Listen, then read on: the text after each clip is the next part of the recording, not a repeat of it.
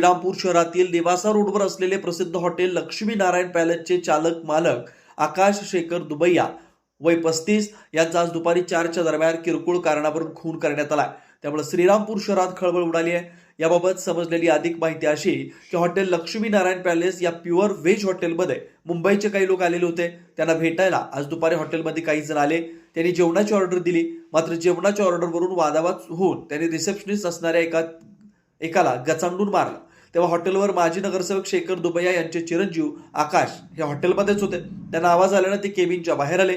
त्यांनी मारहाण करणाऱ्यांना थांबवण्याचा प्रयत्न केला, मात्र मारहाण करणाऱ्यांनी आकाश दुबैया यांच्यावरच हल्ला चढवला। त्यांना लाथाबुक्क्यांनी आणि खुर्च्यांनी मारलं। त्यात आकाश दुबैया यांच्या चेहऱ्याला मोठ्या प्रमाणावर जखमा होऊन रक्तस्राव झाला। बाहेरच असलेले शेखर दुबैया हे आवाज ऐकून हॉटेलमध्ये आले। त्यांनाही हल्लेखोरांनी धक्काबुक्की केली। मारहाण करणारे हल्लेखोर नंतर पळून गेले। हल्लेखोरांमध्ये श्रीरामपूर तालुक्यातील खिलारी वस्ती येथील काही तरुण होते असं सांगण्यात येतं। दरम्यान जखमी आकाश दुबैया यांना तातडीनं साखर कामगार रुग्णालयात नेण्यात आलं, मात्र तत्पूर्वीच दुबैया यांचा मृत्यू झाला होता। याबाबत डॉक्टर जगधरे यांच्याशी संपर्क साधला असता दुबैया यांच्या चेहऱ्यावर मोठ्या प्रमाणावर जखमा होऊन झाल्याचं त्यांनी सांगितलं।